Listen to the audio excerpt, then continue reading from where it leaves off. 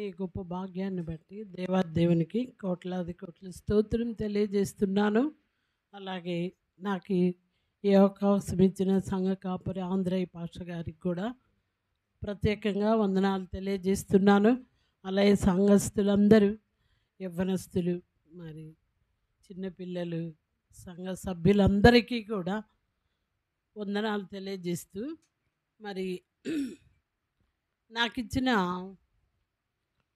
దేవుని యొక్క మాటలు 7 మాటలు సిలువలో పలికేది. సిలువకి వెళ్ళడానికి ప్రభువు, ఆ సిలువ మీద వెక్కించడానికి ప్రభువుని ఉదయకాలం 9 గంటలు మొదలుకొని 12 గంటల వరకు నడిపిస్తూ ఉన్నారు. అనేక రకాలుగా శ్రమలు పెడుతూ, ఆయన్ని హింసలు పెడుతూ తీసుకెళ్తూ ఉన్నారు. అయితే ఇక్కడ ఆ సిలువ ఎక్కించిన తర్వాత ఆయన చివరిగా 7 మాటలు అందరికీ తెలియజేసి ఆయన ప్రాణం ఆయన అనుభవం ఎంతో ఉన్నది. కానీ 7 మాటలు అనేది ప్రత్యేకంగా ఎన్నో మాటలు చెప్పారు. బట్ 7 మాటలు అనేది ప్రత్యేకమైన ఆత్మీయ మర్మాలు. అవి ఆ మర్మాలను బట్టి గ్రహించుకొని ఉండాలని ఆయన కోరిక. సో అందుకని చెప్పేసి 4వ మాటగా మరొకసారి చదివి వినిపించాలని కోరుకుంటున్నా. ఇంచుమించు 3 గంటలప్పుడు యేసు ఏలి ఏలి లామా సబక్తా అని బిగ్గరగా కేక వేసెను. ఆ మాటకు నా దేవా నా దేవా నన్నెందుకు చెయ్యి విడిచితివని అర్థము. హల్లెలూయా. దేవుని నామానికి స్తోత్రాలు. చూడండి, ఇక్కడ ఏలి ఏలి లామా. ఇప్పుడు ఇంచుమించు 3 గంటలు. అప్పుడు టైం ఎంత? అప్పుడు ఇంచుమించు 3 గంటలప్పుడు యేసు ఏలి ఏలి లామా సబక్తా. అసలు ఇది ఏ లాంగ్వేజ్? ఇది ఏ భాష? ఎవరికన్నా తెలుసా? హిబ్రూన్, అరాబిక్. ఏ భాష? అరాబిక్. ఈ అరాబిక్ నుండి దేవుని మాటలు, ప్రతి పరిశుద్ధ గ్రంథం మొత్తం అరాబిక్ నుండి ఇంగ్లీష్లోకి ట్రాన్స్ఫర్ చేసి, ఇంగ్లీష్ నుండి తెలుగులోకి ట్రాన్స్ఫర్ చేయడం అయినది. ఓకేనా? దేవుని కృపను బట్టి మనం కొన్ని విషయాలు అది ట్రాన్స్ఫర్ చేయడానికి, కొన్ని విషయాలు అరాబిక్ అంటే అసలుకి ఏంటి ఏలి ఏలి లామా సబక్తా అని అసలుకి అదేంటి అనుకున్నా. నా మనసులో నేను అనుకొని ఒక పాస్టర్ గారిని అడిగితే అది అరబిక్ భాష అని చెప్పారు. దేవునికి స్తోత్రం. తెలుగులో ట్రాన్స్లేషన్ అయితే ఉంది. నా దేవా నా దేవా నన్ను ఎలా చెయ్యి విడిచితివి అని. మరి అది ఏంటి, ముందు ఒక లాంగ్వేజ్ ఉంది అనుకొని దానికి ఒక అర్థం ఉందా అని, అర్థము అని అక్కడ మనకి ప్రత్యేకంగా తెలియపరచబడింది. దేవుని నామానికి స్తోత్రాలు. మరి ఇంచుమించు 3 గంటల దేశమంతా కూడా ఏమైందంటే మధ్యాహ్నం వరకు 9 గంటలకి తీసుకెళ్ళారు. మధ్యాహ్నం అంటే మిడ్ డే. ఏంటది? మిడ్ నైట్ తెలుసా మీకు? మిడ్ నైట్, అర్ధరాత్రి. Is it correct? కరెక్టే కదా. నెక్స్ట్ మిడ్ డే అంటే మధ్యాహ్న సమయం. ఉదయకాలం కాదు, సాయంకాలం కాదు, మధ్యాహ్న సమయంలో ఆయన సిలువలో ఉన్నప్పుడు ఆయన పలికిన మాటల్లో 4వ మాటగా నా దేవా నా దేవా. ప్రభు, మరి దేవుడే అక్కడ నా దేవా నా దేవా నా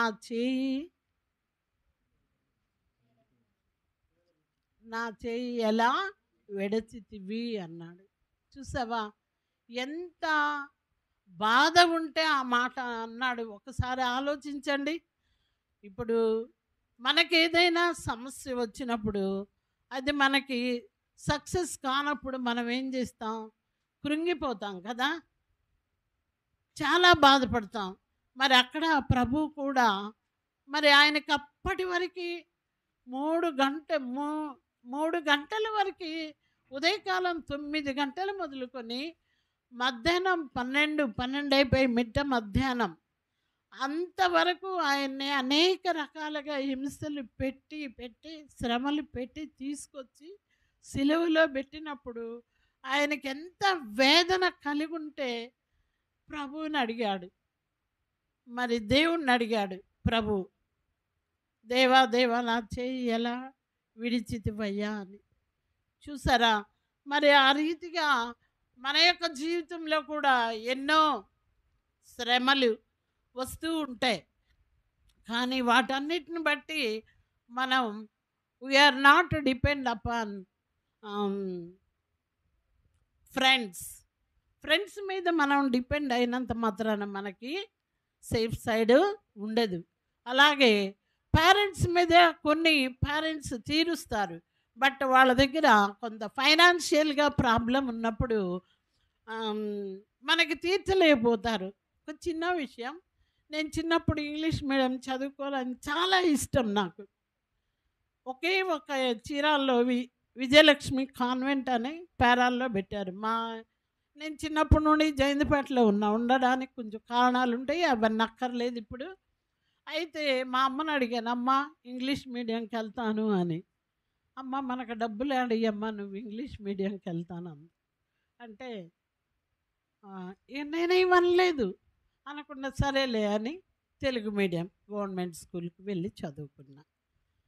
ఎందుకు నేను ఈ విషయాన్ని మీకు తెలియజేశానంటే, ఇంగ్లీషు అనేది ఒక ప్రత్యేకమైన లాంగ్వేజ్. ఆ లాంగ్వేజ్లో అన్ని రకాల లాంగ్వేజెస్ మొత్తం ట్రాన్స్లేట్ అవుతాయి.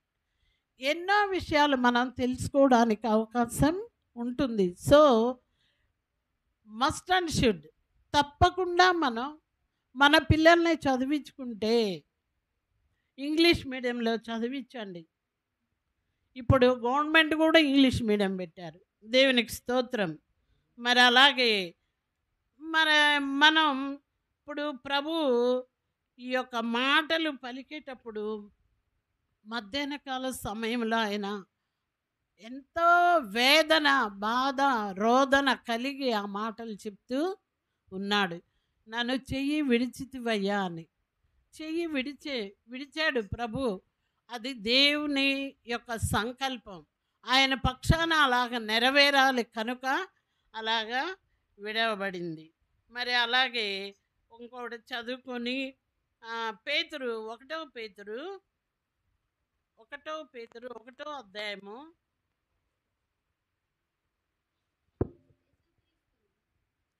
1 పేతురు 1 అధ్యాయం 14 వచనం. తల్లి,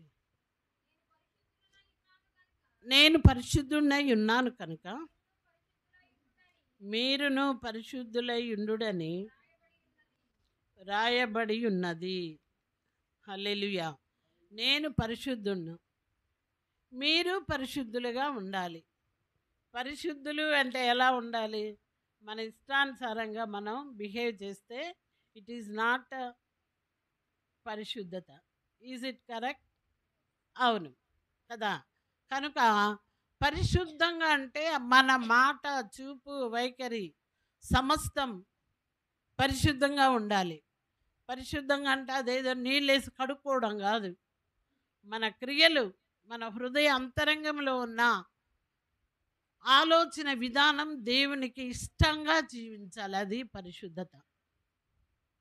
పరిశుద్ధంగా ఉండాలి అంటే ఆయనకి ఇష్టమైన జీవితం జీవించటమే పరిశుద్ధం. నేను పరిశుద్ధుణ్ణి.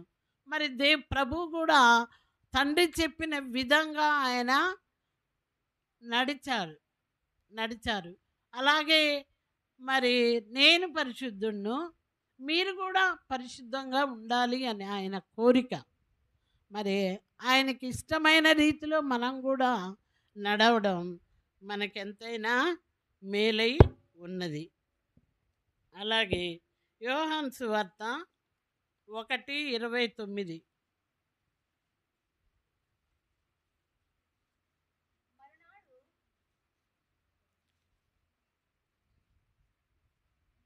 చదువు తల్లి. మరునాడు యోహాను యేసు తన యొద్దకు రాగా, ఏంటమ్మా సరే చదువు. మర్నాడు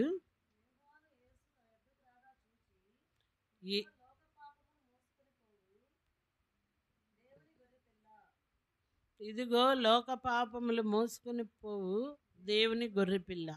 ఇందాక పాస్ గారు చెప్పారు, గొర్రెపిల్ల అంటే ఎవరు? ప్రభు అయిన యేసుక్రీస్తు. లోక పాపాలు మోస్తున్నాడంట. చూడండి అసలుకి ఇది ఎంత, అసలు తలంచుకుంటేనే చాలా వేదన. లోకంలో మనుషుల యొక్క పాపాలన్నిటినీ మోస్తున్న జీవాధిపతి, జీవమిచ్చిన గొప్ప తండ్రి మన పాపాలన్నీ, లోక పాపాలన్నీ మోయడానికి మోస్తూ ఉన్నాడు. మరి అలా మోస్తూ మన పాపాలను బట్టి శిక్షించబడి సిలువ వేయబడి, మరి ఆ సిలువలో కార్చిన రక్తం ధారలై పారిందంట.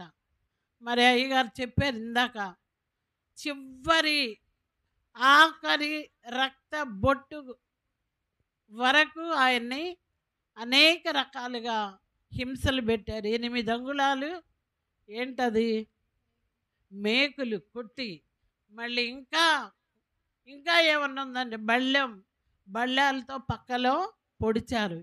ఇవన్నీ చివరి వరకు ఆయనని హింసలు పెట్టి ఆయన్ని సిలువలో ఉంచి చివరికి దేవుడు నా దేవా నా దేవా నన్నెలా చెయ్యి విడిచితివి అన్నాడు. మరి నిజంగా అన్ని శ్రమలు పడిన ప్రభువు మరి ఆ రీతిగా మరి తన ఆవేదనని తెలియజేస్తున్నారు దేవునికి. అలాగే మరి ఇట్లా దేవుని యొక్క ఇంకొకటి విషయం చదువుకొని 1 పేతురు 2:24 చదివారు కదా. అది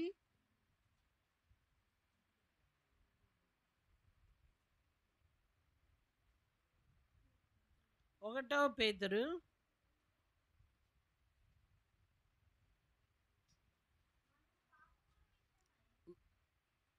మనమా మన పాపముల విషయమై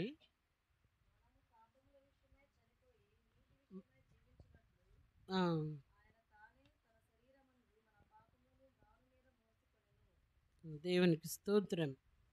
చూడండి, మన పాపముల విషయమై మనం చనిపోయాం, కానీ దేవుడైతే మన పాపాలను బట్టి ఆయన కలువరి శిలువలో చనిపోయారా లేదా? చివరికి చనిపోయారు. కనుక మన పాపాలను బట్టి ఆయన చనిపోయారు. మన పాపాలను బట్టి మనం చనిపోతాం, ఓకే, ఇట్స్ ఓకే. బట్ మన పాపాలను బట్టి ఆయన లోక పాపములు అని ఇందాక చదివాం కదా, అది లేఖనం ప్రకారం అది జరిగిందన్నట్టు. దేవుడు మన పాపాలను, లోక పాపాలను బట్టి ఆయన కలువరి శిలువలో మరణించారు. అయితే మనమైతే మన పాపాలను బట్టి మనం చనిపోతాం. అయితే ఇక్కడ దేవుడు అలాంటి శ్రమ, బాధ ఇవన్నీ అనుభవిస్తూ దేవుణ్ణి అడిగాడు. ఏమని అడిగాడు? దేవా నా చెయ్యి విడనాడితివి అని. దేవునికి స్తోత్రం. అలాగే యోహాను సువార్త, మార్కు సువార్త 15:33.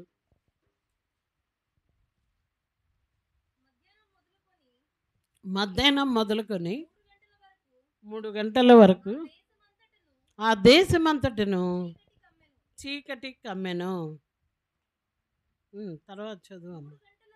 3 గంటలకు యేసు ఎలోయి ఏలోయి లామా సబక్తా అని అని బిగ్గరగా కేక వేసెను. ఆ మాటలకు నా దేవా నా దేవా నన్ను ఎందుకు చెయ్యి విడిచితివని అర్థము. చూసారా, ఇందాక ఏలి ఏలి లామా సబక్తా అని చదివాం కదా మత్తయి సువార్తలో. మరి ఇక్కడ మార్కు సువార్తలో కూడా ఏలోయి ఏలోయి లామా సబక్, నా దేవా నన్ను ఎందుకు చేయి విడిచితివని అర్థమని అక్కడ కూడా తెలియపరచబడింది. అక్కడ భాష ఇక్కడ భాష ఒకటే, కానీ అక్కడేమో ఏలి ఏలి లామా సబక్తా అని, ఏలోయి ఏలోయి లామా. నేనైతే ఫస్ట్ ఆఫ్ ఆల్ నేను ప్రభు ఇట్లా సిలువలో బలి అయి మన పాపాల కొరకు బలి అయినాడు అని విన్నప్పుడు నేను ఒక పాట విన్నా, ఏలోయి ఏలోయి లామా ఏలోయి ఏలోయి లామా నా దేవ దేవా నన్నేల చేయి విడచితివి అని పాట విని ఒక సిస్టర్ పాడారు. చాలా పాట పాడి దేవుని యొక్క మాటలు తెలియజేశారు. మరి ఇక్కడ ఏలి ఏలి లామా సబక్తా అని, అక్కడ ఏలోయి ఏలోయి లామా సబక్తా అని రెండు ఒకే అర్థమైన పదాలు, కానీ భాషలు లాంగ్వేజ్ని బట్టి వేరుగా అనిపించినాయి. బట్ ఆ తర్వాత నేను అడిగిన తర్వాత చెప్పారు ఇలాగని, అది వేరే లాంగ్వేజ్ నుండి ట్రాన్స్లేట్ చేయబడింది అని. ఏది ఏమైనా దేవుని యొక్క కృపను బట్టి మనం ఈనాడు మరి సజీవులుగా భూమి మీద ఉన్నామంటే ఆయన ప్రణాళిక మన పట్ల ఏదో అయి ఉంది. అలాగే దేవుని పట్ల దేవుడు ఆ రీతిగా మరి తన యొక్క సిలువలో 7 మాటలు పలుకుతూ మరి అది దేవుని ప్రణాళిక అయి ఉన్నది. అందుకని దేవుడు మన కొరకు ఆ సిలువలో చివరి వరకు తన రక్తాన్ని కార్చి మన ప్రాణాల్ని అర్పించి ఉన్నారు. దేవుని నామానికి స్తోత్రాలు. అట్లా మరి ఆ సిలువ ఉంది కదా, సిలువ మీద పెట్టి ఆయన్ని మరి మేకులతో కొట్టారు కదా. మరి ఆ సిలువ బరువు దరిదాపు 150 కేజీలు ఉంటుందంట. సిలువ మానుంది కదా ఆ చెక్క, అది దాని బరువు 150 కిలోలు బరువుతో ఆయన నడిపించారు. ఎన్ని కిలోమీటర్లు నడిపించారు? 3.5 కిలోమీటర్లు నడిపించారంట. అంత బరువు సిలువ మరి తన మీద పెట్టి, నేను రీసెంట్గా పర్చూర్లో కూడా హెచ్ఎంగా చేసినప్పుడు నేను స్కూల్కి వెళ్ళలా, ఏదో నాకు అర్జెంట్ వర్క్ అయ్యి ఆఫీస్కి వెళ్తుంటే సిలువ మోస్తున్నారండి మనుషులే. మరి అదేంటి నాకు అర్థం కాల. ఏంటి వాళ్ళు సిలువ మోస్తున్నారంటే, ఈరోజు గుడ్ ఫ్రైడే అయితే ప్రభువు మోసారు అయిపోయింది, వీళ్ళు మోస్తున్నారు ఏంటి అంటే, అది నాకైతే నేను పాస్టర్ గారిని అడుగుదాం అనుకున్నాను, అడగలేదు. కానీ అది వాళ్ళు ఎందుకు మోసారో నాకైతే తెలియలే. అంటే ప్రభు అలాగ మోసాడని హిందూస్కి తెలియజేయడమా, ఐ డోంట్ నో. కానీ తర్వాత దేవుని చిత్తం అయితే పాస్టర్ గారే మీకు తెలియపరుస్తారు. నాకు తెలిసిన విషయం అది. సరే, ఏది ఏమైనా 1000 సంవత్సరాల క్రిందట దావీదు మహారాజు లేఖనాల ప్రకారం ఈ ప్రవచనాలన్నీ జరిగినాయి అన్నమాట. దావీదు మహారాజు మరి 1000 సంవత్సరాల క్రితమే ఈ విషయాలన్నిటినీ తెలియపరిచాడు. అయితే లేవికాండం చివరిగా ఒక్కటి చదువుకొని ముగించుకుందాం. లేవికాండం 21వ అధ్యాయము. మౌనంగా ఉండండి. 21వ అధ్యాయము 2వ వచనం.